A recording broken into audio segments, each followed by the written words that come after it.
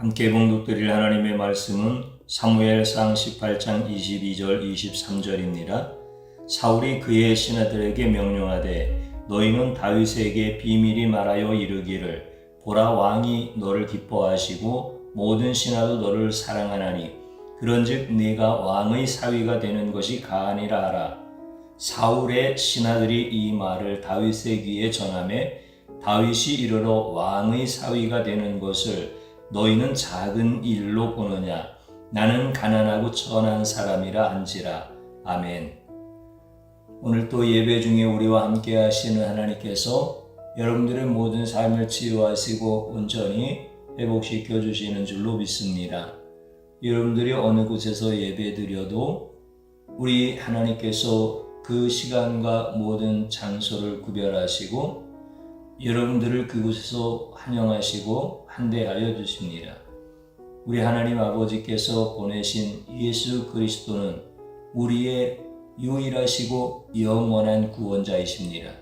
그 예수님은 항상 말씀을 통하여 자신을 계시하시며 우리에게 예수님이 어떤 분인지에 대하여 정확하게 가르쳐 주시는 성령님께서 오늘 우리들에게 예수님을 만날 수 있는 하나님의 지혜를 허락해 주실 줄로 믿습니다. 이 시간에 우리 주님께서 여러분들을 만나 주시고 여러분들의 모든 삶 가운데서 함께 하시는 은총이 임하시기를 주님의 이름으로 축복합니다. 나는 가난하고 천한 사람이라고 하는 제목의 말씀으로 함께 은혜를 받고자 합니다. 사람들은 혈연, 학연, 지연 등에 따라 인생이 잘 될 수 있고 인생이 힘들고 실패할 수 있다고 생각합니다. 그래서 인간들은 누구와 가까워지느냐에 따라 자신의 인생이 달라진다는 확신과 생각을 하고 있습니다.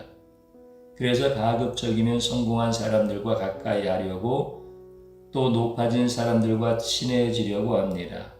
사회적으로 높아진 사람들은 높이 올라가는 법칙을 정확히 알고 있다고 생각합니다. 그래서 그런 사람들과 잘 어울리기만 하면 자신의 인생도 예수님 없이 얼마든지 높이 올라가려는 것이 바로 오늘날의 현실입니다. 현존하는 주식의 세계에서 가장 높이 올라간 자가 워렌 버핏이라는 사람입니다. 이 사람과 점심 한 끼 식사를 하며 대화를 나누는데 많은 사람들이 원하기 때문에 그 식사 자리는 항상 경매에 붙여집니다. 그 한 끼 식사로 엄청난 비용을 내야 합니다. 일반적인 직장 생활을 하는 사람들이 100년 동안 벌어도 감당하기 어려운 비용입니다. 최근에 싱가포르의 앤디 추아라는 남성이 216만 6,766달러, 한화로 약 24억 원에 워렌 버핏과의 짧은 점심 기회를 잡는 바 있었습니다. 누구를 가까이 하느냐가 자신이 높아지고 자신이 잘 되는 비결이라고 모든 자들이 생각합니다. 자신이 사회적으로 높아지려면 높아진 자들과 자주 만나고 자주 교제하여야 합니다. 천하고 낮은 자와 아무리 가깝게 지나도 자신이 사회적으로 이루고 싶은 꿈을 이룰 수 없습니다. 어릴 적 친구가 천하고 보잘것없는 자라면 누가 그런 자를 위해서 시간을 내어주고 만나주고 싶고 깊은 식사를 하겠습니까? 인생이란 자신이 높아지기 위한 꿈을 위해서 계속 움직입니다. 자신에게 없는 존귀함을 돈으로 사려고 하고 돈으로 치장하려고 합니다. 이것이 바로 모든 시대에 변하지 않는 항상 동일한 인간의 모습입니다. 사울 왕은 비밀히 신하들을 불러 모아서 사울 왕이 다윗을 죽일 수 있도록 환경을 조성하라고 합니다. 바로 그 작전은 사울 왕이 다윗을 사위로 맞아들이는데 다윗이 가하다는 말입니다. 즉 다윗이 사위로서 가능하다는 뜻입니다. 다윗은 자격이 된다는 표현입니다. 사울은 그의 채찍근들에게 자신의 거짓 생각을 전하라고 시킵니다. 사울 왕이 다윗을 기뻐하고 모든 신하도 다윗을 사랑한다는 거짓말을 전하라고 합니다. 우리가 읽었던 22절의 말씀을 보면 사울이 그의 신하들에게 명령하되 너희는 다윗에게 비밀히 말하여 이르기를 보라 왕이 너를 기뻐하시고 모든 신하도 너를 사랑하나니 그런즉 네가 왕의 사위가 되는 것이 가하니라 하라. 이 말의 의도는 사울 왕이 다윗을 죽일 때에 다윗이 사울의 어떤 의도와 말에도 의심을 갖지 않으며 어떤 경계심도 갖지 않도록 하기 위함입니다. 사울 왕에게 다윗은 백성들에게 인기가 너무나 좋아서 당연히 죽여야 합니다. 이것을 사울 왕의 재측근도 잘 알고 있었고 또한 그렇게 해야 한다고 사울 왕에게 적극적으로 동조하였습니다. 이렇게 다윗을 죽이기 위해서 사울 왕은 다윗에게 자신의 둘째 딸 미갈을 주면서 사울 왕은 다윗을 기뻐하고 신하들은 다윗을 사랑한다고 거짓말을 하면 다윗은 자신의 왕궁에서 존귀한 자라고 착각을 하고 다윗은 사울 왕이 자신을 죽이지 않고 오히려 사위로 맞이하려는 것으로 다윗은 매우 높아진 자신의 위상과 위치에 기뻐하며 자만에 빠지고 만족하며 권력에 취하게 되어집니다. 이렇게 되면 사울 왕이 어떤 일을 시켜도 그 일에 대한 경계심이 아니라 충성심으로 죽음에 이를 수 있다는 것이죠. 그래서 사울 왕은 다윗을 죽이기 위해서 체계적인 모략을 갖고 정확하게 실천에 옮기고 있습니다. 사울 왕의 이런 기법은 정치계에서 가장 오랫동안 가장 많이 사용하는 정적 제거 기법이지만 많은 사람들은 설마 하면서 아주 쉽게 당하여 죽음에 이르게 되어집니다.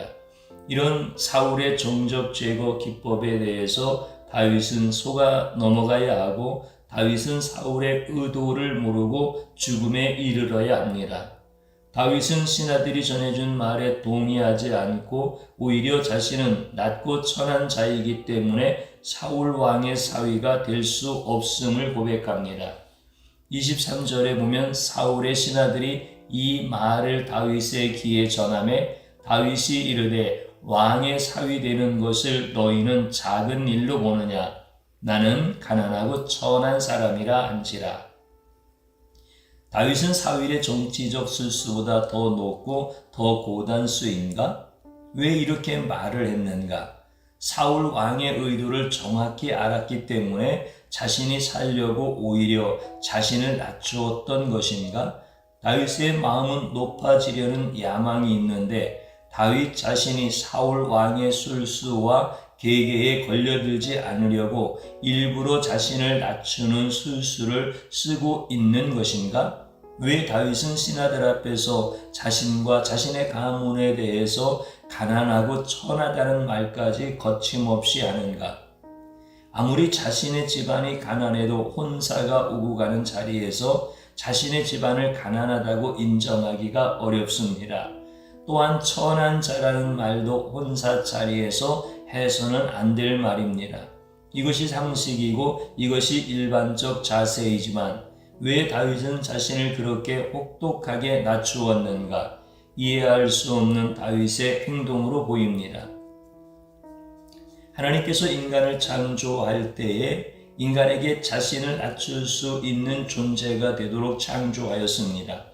모든 피조물은 자신을 낮출 수 있는 능력이 없습니다. 자신이 보이는 그대로 자신을 표현하는 능력밖에 없습니다.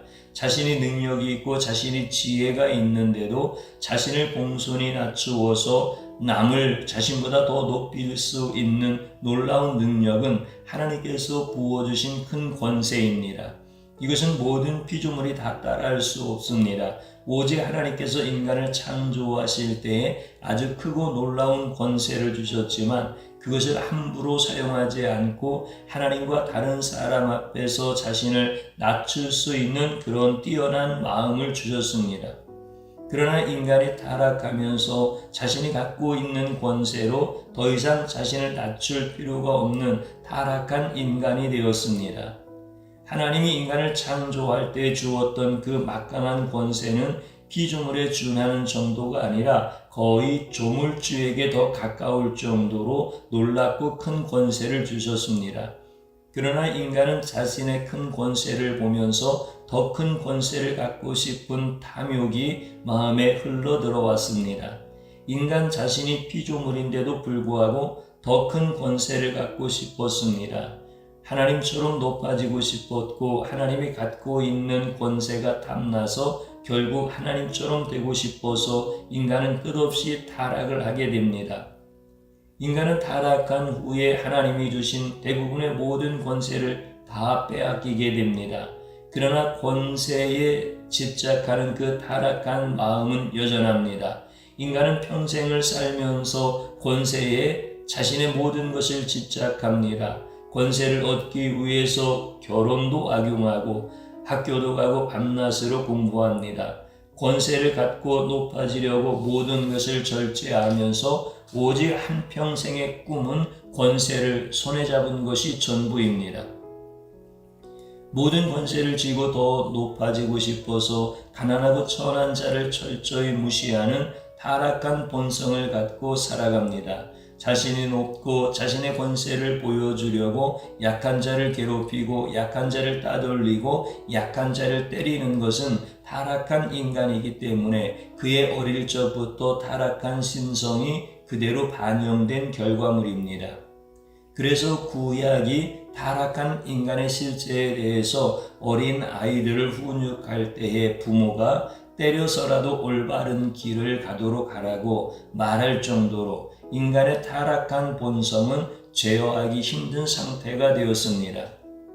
사울 왕은 분명히 자신의 정적이었던 다윗을 제거하기 위해서 그의 신하들과 함께 사울 왕의 마음에도 없는 거짓말로 다윗을 사위로 맞이하는 것을 왕이 기뻐하고 또한 신하들도 다윗을 사랑하지 않으면서 사랑한다고 거짓말을 했습니다.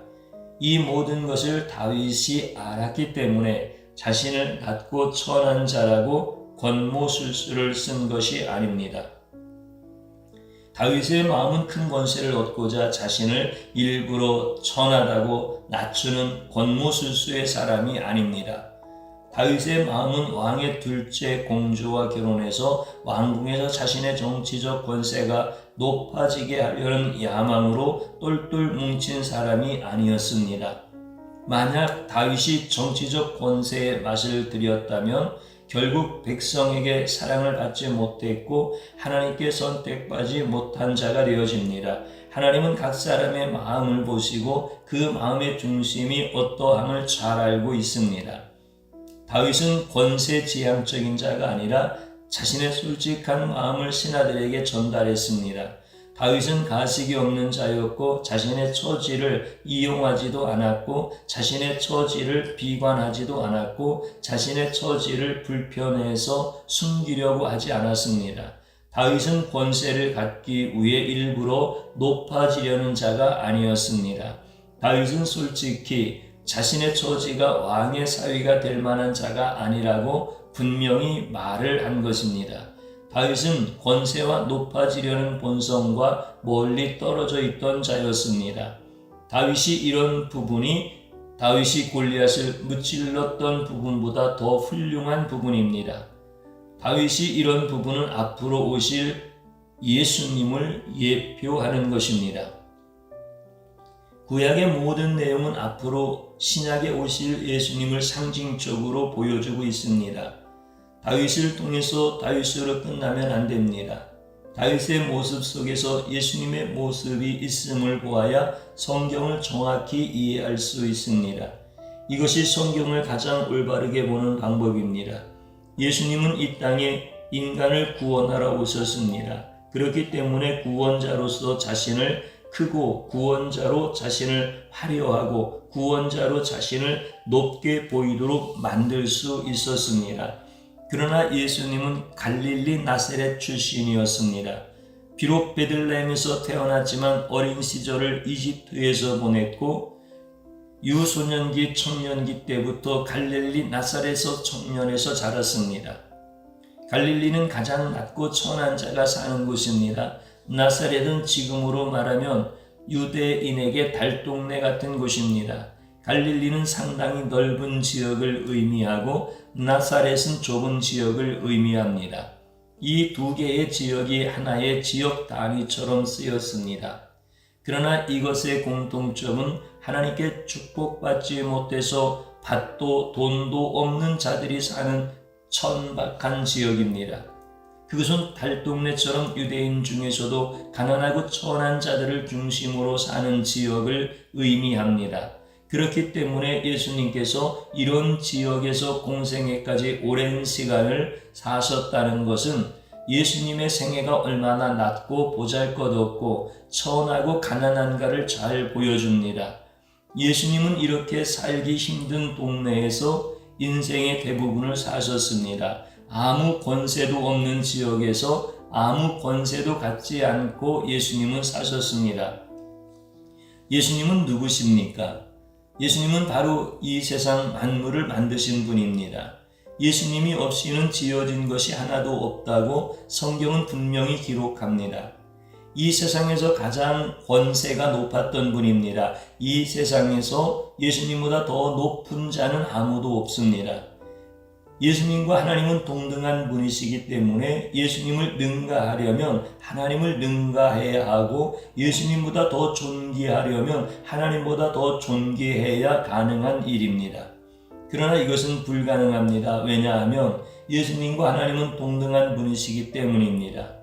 예수님이 아무리 자신을 낮추고 아무리 보잘것없는 외모를 갖고 있고 비록 천한 갈릴리 나사렛에서 자랐지만 그분은 예루살렘에 있는 자들보다 권세와 존귀와 영광이 더 크고 놀라운 분입니다. 예수님은 이 세상 만물을 다 창조하시고 삼위 하나님께서 두 번째 성자 하나님이 인간의 모습으로 성육하신 서로 의논하시고 이 천박한 땅에 내려온 분입니다. 그래서 예수님은 일부러 높아지려고 하지 않았습니다. 왜냐하면 그분 안에 있는 거룩한 신성은 바로 하나님 그 자체이시기 때문입니다. 예수님 안에는 하나님과 같은 존귀함이 가득합니다. 예수님이 십자가에 못 박혀서 모든 죄인의 죄를 대신 짊어지고 죽기 전에 예루살렘의 정복자의 모습이 아니라 대신 죽어야 할 자신을 낮추어서 어린 나귀를 타고 입성하실 때에 예수님을 향하여 호산나를 외치며 나뭇가지를 베어 찬양하고 자신의 겉옷을 길에 펴고 예수님께 경배하였습니다. 이 모습을 바라본 백성들, 장로, 곧 대제사장과 바리새인과 율법사와 서기관들은 매우 분노했습니다. 천하디 천한 갈릴리 나사렛 출신이 어디 감히 예루살렘 출신의 종교 지도자 앞에서 영광과 찬양을 받는단 말인가? 그들은 예수님을 매우 싫어했고 예수님을 향하여 욕하고 싶었습니다. 마치 서울대 수석 합격자를 놔두고 간신히 지방대 들어간 자를 대학에 입성했다고 모두가 환호하는 것과 같습니다. 환호는 당연히 예루살렘에 있는 종교 지도자들이 받아야 하는데 낮고 천한 갈릴리 출신의 예수님이 받으니까 예루살렘의 종교 지도자는 몹시 속이 상하고 분했습니다. 그래서 그들은 예루살렘에서 큰 소리의 찬양과 경배가 있는 것을 보고 도대체 누구냐고 종교 지도자들이 물었을 때 무리들이 한 말은 갈릴리 나사렛에서 나온 선지자라고 말을 합니다. 마태복음 21장 10절을 읽어드립니다. 예수께서 예루살렘에 들어가시니 온 성이 소동하여 이르되 이는 누구냐 하거늘 무리가 이르되 갈릴리 나사렛에서 나온 선지자 예수라 하니라. 예루살렘에 있는 대제사장과 바리새인들이 예수님을 처음 보았기 때문에 무리들에게 누구냐고 물어본 것이 아닙니다. 예수님에 대해서 이미 잘 알고 있었고 예루살렘에서 큰 소동이 일어나는 원인도 이미 다 알고 있었지만 무리들에게 물어본 것은 예수님을 망신 주기 위함이고 예수님이 얼마나 천한 지역 출신인가를 다시 각인시키기 위한 야비한 질문이었고 치사한 질문이었습니다.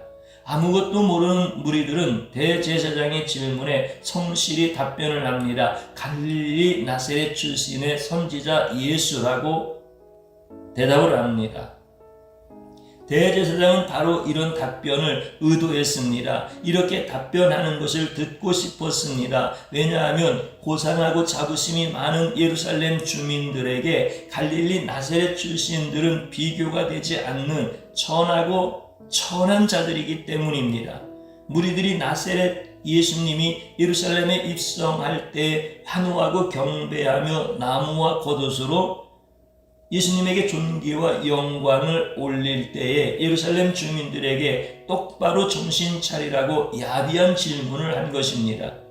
이런 질문을 하게 되면 아무 생각 없이 예수님에게 환호하던 자들이 다시 정신을 차리고 생각해 보게 됩니다. 이렇게 교묘하고 이렇게 집요하게 예수님이 얼마나 천하고 천한지, 예수님이 얼마나 보잘것없는지 수시로 무리들에게 주입시켜서 예수님을 공개적으로 망신주고 예수님을 공개적으로 낮추는 데 있어서 예루살렘 종교 지도자는 사활을 걸고 예수님을 낮추기 위해서 자신의 모든 지혜와 자신의 모든 높은 지위를 다 동원해서 노력을 했습니다.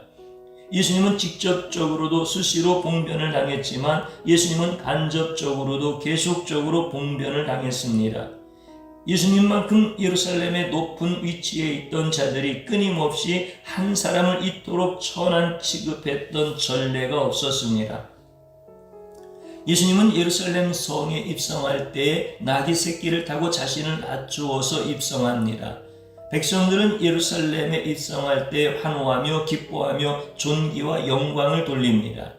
마태복음 21장 4절을 읽어드립니다. 이는 선지자를 통하여 하신 말씀을 이루려 하심이라.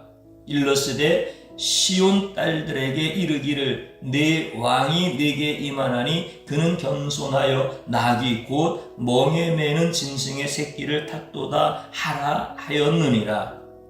예수님은 이 죽어가는 땅에서 인간들을 구하기 위해서 예루살렘에서 존귀한 왕으로 승리에 입성을 하십니다. 존귀한 왕이 어떤 중요한 일을 성취하고 왕궁으로 입성할 때에 가장 화려하고 가장 존귀하고 가장 멋있는 입성을 합니다. 그런데 예수님은 인류를 구원하기 위해서 예루살렘 성으로 들어올 때에 백마를 탄 것도 아니고 황금으로 된 마차를 탄 것도 아니고 화려한 가마를 탄 것도 아닙니다. 인류를 구원하는 가장 존귀한 자가 나귀 새끼를 탔습니다. 나귀 새끼는 존귀하지 않고 일반적으로 천한 자들이 편안하게 타기 위한 것이 나귀입니다. 왕이 타고 입성하기에는 부적절한 짐승입니다. 그런 나귀 새끼를 존귀한 예수님께서 타시고 예루살렘에 입성한 것은 예수님이 별 볼 일 없고 천한 왕이기 때문이 아닙니다. 예수님은 세상 왕들처럼 자신의 존귀함을 과대 포장할 필요가 없습니다. 예수님이 아무리 나귀 새끼를 타고 자신을 낮추어서 이스라엘의 도성에 입성을 해도 백성들은 호산나라고 외치며 나뭇가지를 들고 환호하고 겉옷을 펴며 기뻐했습니다. 백성들이 성에 입성하는 예수님을 높이는 것은 예수님의 모든 죄인들을 위해 대신 죽으심으로 그들을 살리기 위한 죽음의 사역을 시작하기 위해 입성하기 때문입니다. 예수님은 존귀해지기 위해서 자신을 세상의 왕들처럼 각종 보석으로 치장하지 않았고 예수님은 존귀해지기 위해서 화려한 왕궁을 짓고 거기에 거하지 않았습니다.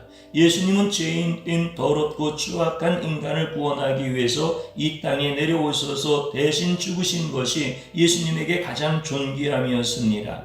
예수님의 존귀함은 그의 겉모습이 아니라 그의 치장이 아니라 그의 왕궁이 아니라 그의 고귀한 사역이었고 그의 숭고한 낮은 마음이었습니다. 예수님은 만왕의 왕이었지만 이 땅에서 잘나고 뛰어나고 고상한 자들을 멀리하시고 예수님은 만왕의 왕이었지만 이 땅에서 가장 죄 많고 가장 어리석고 가장 천한 자들을 가까이 했던 바로 그 부분이 예수님에게 가장 존귀함이었습니다. 모든 세상의 사람들은 존귀한 사람들을 가까이 함으로 자신도 존귀해지려고 하지만 예수님은 도리어 세상에서 가장 천한 자들을 가까이 함으로 가장 존귀한 분이 되었습니다. 존귀란 누구와 가까이 하느냐의 문제가 아닙니다. 존귀란 자신이 어떠한 자이냐가 가장 중요합니다. 세상 사람들은 자신의 생각과 행동과 삶이 존귀하지 못하기 때문에 존귀한 보석과 존귀한 학력과 존귀한 인맥으로 자신을 치장하려고 합니다. 이것이 세상의 존귀함입니다. 그러나 예수님은 죽어가는 인간들을 위해 자신의 생명을 주었기 때문에 일과 사역으로 가득 차 있습니다. 예수님은 더 이상 존귀해질 필요가 없습니다. 예수님은 만왕의 왕으로서 자신의 존귀함을 천한 자들에게 나눠주기 위해서 이 땅에서 사역을 하셨습니다. 하나님 아버지께서 인간을 처음 창조할 때 인간은 모든 피조물 가운데서 가장 존귀한 자로 지음받았습니다. 그러나 인간의 타락으로 인하여 인간은 다른 짐승들처럼 천한 존재로 떨어지게 되었습니다. 아직도 하나님께서 존귀하게 인간을 창조한 흔적이 남아있지만 인간의 마음과 인간의 욕망은 거의 짐승 수준으로 타락했습니다. 타락한 인간이 된 후에 모든 인간은 자신의 죄로 더욱 천한 인생을 살아야 하고 죽어서도 지옥으로 들어가는 천한 영혼이 되었습니다. 죄 많고 비천한 인간들을 불쌍히 여긴 분은 바로 하나님 아버지이십니다.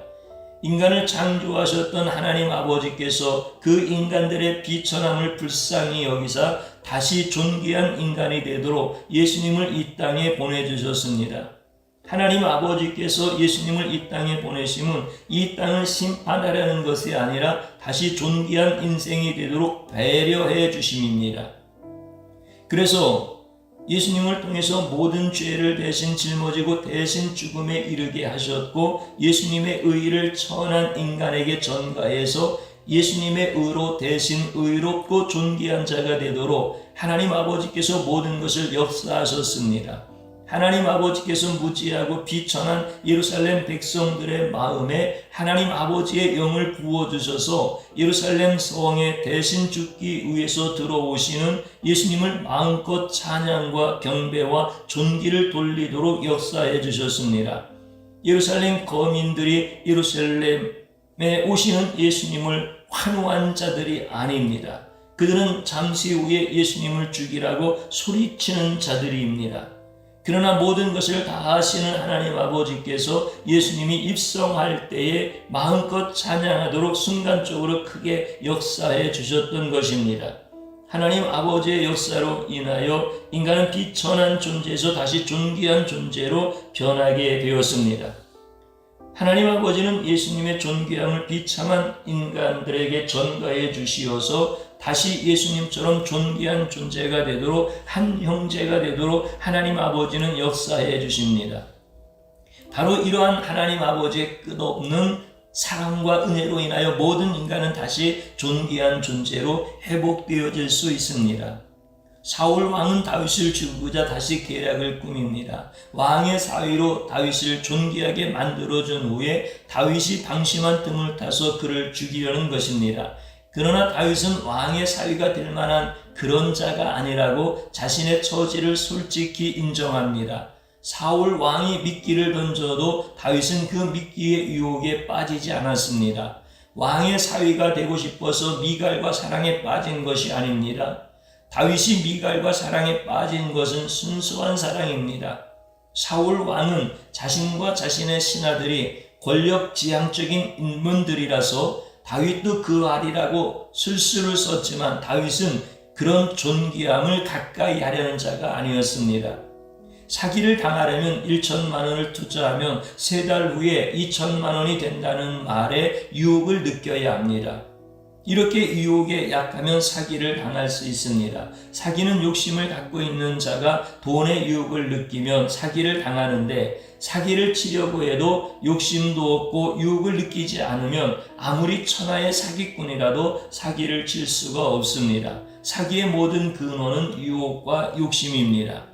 결국 사울 왕은 왕의 사위라는 존귀한 자리로 다윗을 유혹하려고 했지만 다윗은 자신을 비천한 자라고 오히려 인정하면서 사울 왕과 그의 신하들의 모든 술수와 계계를 물리칩니다. 그래서 이번 일로 인하여 오히려 다윗의 신하들은 다윗이 사심이 없고 권력에 대한 욕심이 없음을 보고 더욱 존경하게 되었고, 이런 신하들의 변화를 통해서 사울 왕은 다윗을 더욱 신경질적으로 두려워하며 경계하게 되어집니다. 사울의 계계는 또다시 실패하게 됩니다. 그리고 다윗은 더욱 빛나는 계기가 되었습니다. 이제는 왕궁 밖에 있는 백성들에게만 존경을 받는 자가 아니라 왕궁 안에서도 신하들은 자신들과 다른 다윗을 존경하며 두려워하는 자가 점점 더 생겨나기 시작했습니다. 요즘 사람들은 학위를 얻고 권력을 얻고 명예를 얻고 부귀를 얻어서 자신의 존귀함을 나타내려고 합니다. 그래서 주변에 학위와 권력과 명예와 부귀와 또 성공한 자와 가까이 하려고 합니다. 그래서 어떤 기업의 권력의 핵심이었던 국회의원과 검찰들과 가까이 하려고 했다가 결국 자살하는 사건이 일어납니다. 존귀한 인간과 가까워지려는 모든 노력의 끝은 실망과 비통과 아픔만 있습니다. 그러나 예수님은 존귀한 자로서 자신의 존귀함을 천한 자들에게 나누어 주기 위해서 십자가에서 대신 죽었습니다. 이런 예수님과 가까워지려고 하는 모든 자들은 절대로 실망하지 않고 절대로 비통하지 않고 절대로 아파하지 않고 배신으로 인하여 자살할 필요가 없습니다. 예수님은 만왕의 왕으로서 모든 존귀와 권력을 다 갖고 있는 분입니다. 이런 예수님과 가까워지면, 이런 예수님을 본받고 이런 예수님을 가까이 하면 예수님의 존귀함이 전가되어지기 때문에 예수님을 가까이 한 자도 존귀하게 됩니다. 예수님을 가까이 한 자가 한 번 존귀해지면 그는 영원히 존귀한 자가 되어집니다. 예수님은 인간처럼 주었다가 뺏었다가 하지 않습니다. 그래서 누구든지 예수님을 가까이 하면 예수님을 만나고 예수님이 주시는 존귀함으로 가득 찬 인생이 되어집니다. 그러나 예수님을 멀리하게 되면 존귀하기 원하는 인간의 본능으로 이미 존귀한 인간들에게 접근합니다. 인간은 존귀해지기 위해서 자신을 희생하고 주변 사람들을 희생하며 존귀한 권력과 돈과 학위를 갖고 있습니다. 그런 자들과 가까이 하면 언젠가 자살한 기업인처럼 그런 뼈아픈 배신으로 후회와 아픔이 밀려옵니다. 인간을 의지하지 말고 예수님을 의지해야 합니다. 성도란 누구입니까? 성도는 원래 처음부터 존귀한 자가 아닙니다. 성도는 원래 태어날 때부터 죄 많고 비천한 인간입니다. 성도는 거짓말도 잘하고 성도는 시기와 질투도 잘하고 성도는 사기도 잘 치고 교만하고 더러운 자가 바로 성도입니다. 그러나 예수님께서 자신의 죽음으로 성도의 모든 죄를 다 씻어 주었기 때문에 성도에게 있었던 모든 죄가 다 없어지고 성도가 예수님 때문에 거룩해지고 성도가 예수님 때문에 깨끗해지고 존귀한 예수님께서 비천한 인간들을 구하기 위해서 비천한 자리까지 내려오셔서 대신 모든 죄를 짊어지시고 대신 죽으심으로 성도들에게 예수님의 사역과 은혜가 전가되었고 예수님의 존귀함이 전가되어 존귀한 성도가 되었습니다. 성도라고 정직하지 않고 성도라고 겸손하지 않고 성도라고 깨끗하지 않습니다. 오직 예수님께서 정직하도록 겸손하도록 깨끗하도록 역사해 주셨고 가르쳐 주셨고 책망해 주셨고 연단해 주셨기 때문에 성도는 이런 정직과 겸손이 매우 싫어도 거부하지 못하고 예수님의 역사로 살아가는 존재입니다. 성도는 죄악된 세상에 가만히 놔두면 세상에 오염된 생각과 사상에 젖어서 자꾸 세상의 존귀한 학력과 존귀한 명예와 권력과 부귀를 예수님보다 더 사모하는 자들입니다. 그러나 예수님께서 그런 성도들에게 교훈과 바르게 함과 책망과 뼈아픈 연단과 고난의 과정을 통해서 세상의 존귀함을 바라보지 않고 가장 존귀한 예수님만 바라보도록 역사해 주시기 때문에 성도는 오늘도 세상을 바라보지만 성도답게 살아가게 되는 것입니다. 거룩한 성도는 처음부터 존재하지 않습니다. 항상 천하고 더러운 성도가 존재합니다. 그러나 예수님의 끈질긴 사역으로 인하여 성도가 세상에 대한 미련을 가지면서 예수님께 가까이 가는 자들이 됩니다. 성도에 대한 환상은 버려야 합니다. 성도가 깨끗하고 성도가 고상할 것이라는 모든 환상은 쓰레기통에 다 버려야 합니다. 진정으로 신앙을 알고 진정으로 인간의 실체를 정확히 아는 자가 되어야 합니다. 성도는 더럽지만 예수님께서 자신의 피로 다 깨끗하게 해주셨습니다. 예수님은 아무리 비천한 존재라도 자신을 따르는 성도들을 다 존귀한 자들로 만들어줄 수 있는 분입니다. 예수님은 아무리 천한 자라도 예수님이 존귀하게 높여주려면 하루아침에 천한 목동에서 존귀한 왕으로 다윗처럼 바꾸어 줄 수 있습니다. 예수님은 날마다 자신의 성도들을 존귀한 자로 만들기 위해서 지금도 쉬지 않고 역사하십니다. 예수님은 성도들의 삶에 가까이 계셔서 비천한 생각을 버리게 하시고 비천한 입술을 버리게 하시고 비천한 죄악된 행동을 버리도록 역사해 주셔서 오늘도 자신의 성도들을 존귀한 생각과 입술과 행동으로 살도록 쉬지 않고 역사해 주십니다. 바로 이런 예수님의 역사로 인하여 세상에서 더럽게 살았던 성도들도 예수님 앞에서 예배 드릴 때에 모두 존귀한 자처럼 예배를 드리게 되어집니다. 이것이 바로 예수님의 역사이고 이것이 바로 예수님의 공로입니다. 진정한 성도는 자신이 비천한 존재인 것을 철저하게 인정하고 자신을 존귀하게 해주시는 예수님에게 존귀와 찬양을 돌립니다. 이런 성도가 가장 존귀한 자입니다.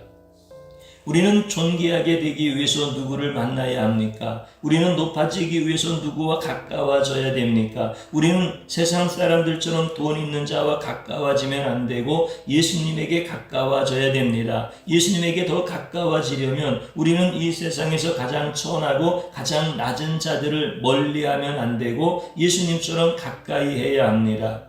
세상 사람들은 높아지려고 노력할 때 오히려 우리는 반대로 우리 자신을 예수님처럼 다윗처럼 낮추어야 하고 우리의 영혼과 마음은 아래로 더 향해야 합니다.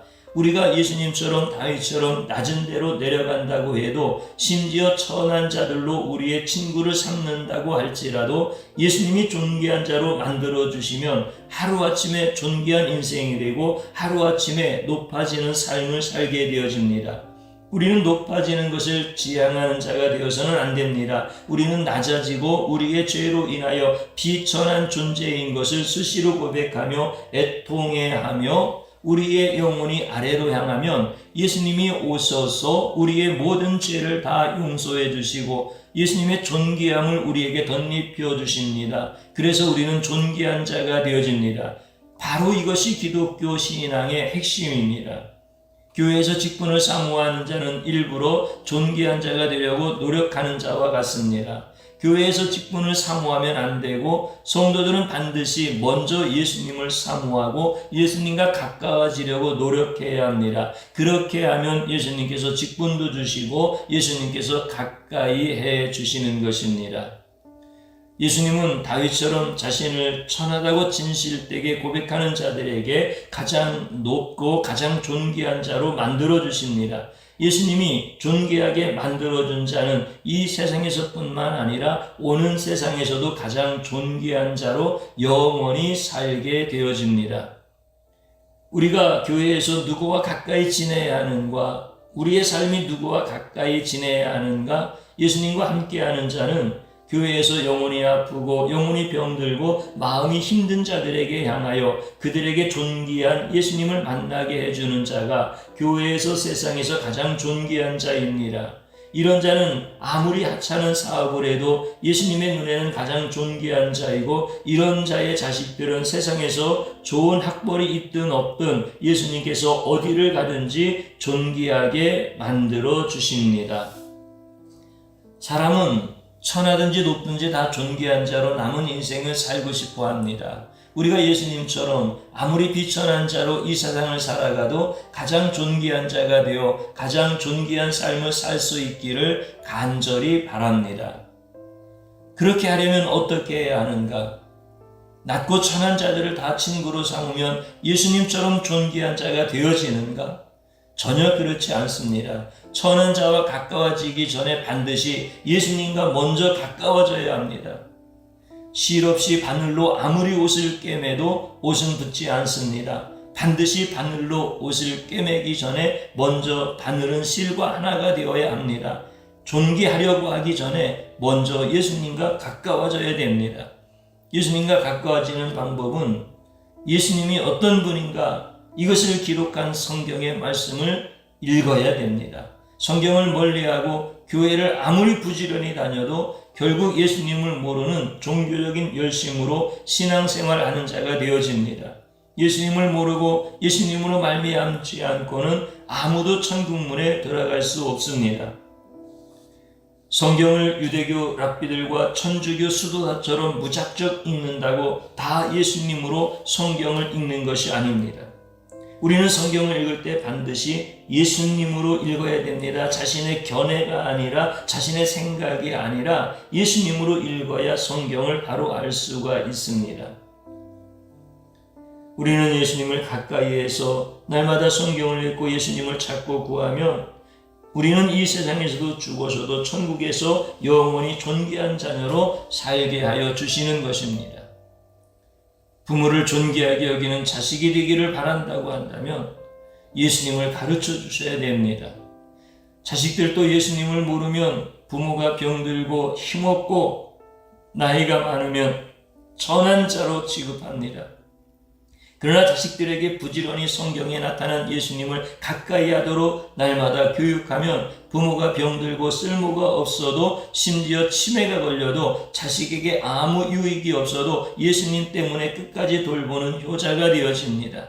부모를 존귀히 여기지 않을 때 세상은 아무도 말하지 않습니다. 그러나 예수님을 아는 자녀들은 예수님에게 꾸지람을 듣고 훈계와 연단을 받아서 정신을 차리고 자신의 부모를 존귀히 모시고 끝까지 공경하게 됩니다. 자식들에게 성경을 안 가르쳐주고 예수님을 모르게 하면 자신이 그 자식은 병들고 힘없고 돈이 없어질 때 자신을 낳아준 부모를 반드시 천하게 여깁니다. 예수님을 가까이 하는 것이 만사의 유익이 되며 노년이라도 자식과 이웃에게 존귀함을 받고 예수님이 가장 존귀히 여겨주셔서 천국에 이르게 되어집니다. 사랑하는 성도님 여러분, 이제 여러분과 여러분 가정과 자녀들에게 예수님을 가까이 하는 것을 가르쳐 주십시오. 그래야 여러분들이 존귀한 자가 되어지며 그래야 여러분들의 그 존귀함이 영원합니다. 우리 교회가 이렇게 지금까지는 예수님을 잘 몰랐었을지라도 예수님을 깊이 알아가는 성도들로 세워지고 있는 것은 주님이 부흥의 시대에 나타나셔서 자신을 계시하시기 때문에 그렇습니다. 사랑하는 성도님 여러분, 우리는 다윗과 같이 가난하고 천한 사람이라고 고백하는 것을 부끄러워하지 말아야 됩니다. 우리 예수님께서 나는 죄로 인하여서 가난하고 천한 자입니다. 이렇게 자기의 마음을 토하여 회개하는 자를 존귀한 자로 높여주시는 것입니다. 저를 한번 따라서 해보시고 같이 기도하는 자리로 들어가겠습니다. 존귀한 인생을 살고 싶어서 성공한 사람과 돈과 명예와 권력을 쫓아다닌 미련하고 악한 죄악을 용서하소서 진실로 회개하는 것입니다. 또 한번 따라서 하십시오. 죄로 인하여 비천한 나를 구원하시고 나의 영혼을 높은 곳으로 이끌어 주시는 예수님을 찬양합니다. 나도 예수님처럼 낮은 자와 함께하게 하소서. 아멘. 마지막으로 한번 따라서 하시기 바랍니다. 예수님을 멀리하게 되면 세상의 방법으로 존귀해지려고 노력하다가 뼈아픈 배신과 후회하는 인생을 살고 예수님을 가까이하며 가난하고 천한 사람이라도 책망과 교훈과 의로 교육하여 존귀한 인생으로 살게 하신다. 아멘. 주님 한번 부르고 기도합니다. 주여 감사드립니다. 오늘 이 시간에 주님께서 우리의 예배를 받으시고 예배 드리는 자가 흠이 없는 자로 거룩하게 구별하여 주신 것이 내가 존귀한 자가 되었음을 깨닫고 감사 찬양 올려드립니다. 나는 더럽고 죄악이 많은 자이며 존귀한 자가 되고 싶어 세상에서 존귀하게 생각하는 것들을 쫓아다닌 미련하고 악한 자입니다. 존귀함을 받는 자들과 가까이 하면 존귀해지는 줄 알았습니다. 명예와 돈과 권력이 많으면 존귀한 자가 되어지는 줄 알았습니다. 이렇게 미련하고 악한 자를 용서하여 주옵소서. 불쌍히 여겨 주옵소서. 이제 우리 주님께서 죄악으로 인하여 비천해진 나를 구원하시고 나의 영혼을 높은 곳으로 이끌어 주시니 감사드립니다. 이제 주님처럼 살게 하시고 우리 예수님 닮아가는 삶이 저절로 되어질 수 있도록 우리 예수님을 구하고 찾게 하여 주옵소서. 남은 인생을 살아가는 동안에 뼈아픈 배신과 후회하는 인생이 아니라 이제 예수님과 가까이 하면서 나는 비천하고 낮은 자이건만 천한 자이건만 주님의 의의를 전가시켜 주시고 주님께서 가르쳐 주시고 주님께서 이끌어 주심으로 인하여 영원히 존귀한 삶을 살게 하여 주옵소서. 예수님의 이름으로 기도드리옵나이다. 아멘.